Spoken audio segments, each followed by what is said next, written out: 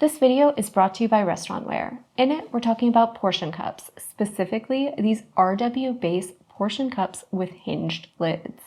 We have the 1 ounce size here.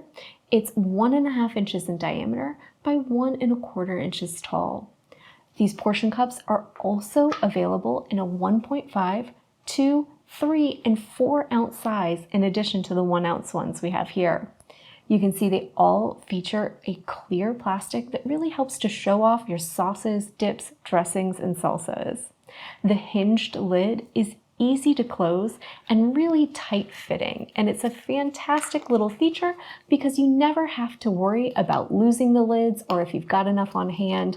I know when I buy the separate ones, I always end up with either more lids or more cups, and I can never seem to figure out how or have enough of both on hand. So this is a fantastic little unit where it comes with both. They are a nice little stackable design as well. So they're easy to store and they don't take up a lot of space, which is fantastic. So they're a great space and time saver, and they're fantastic from an ordering perspective as well. They're perfect for including in takeout orders, for packing up little portions of sauce with leftovers. The larger sizes are even great for small portions of sides like coleslaw or anything messy like that.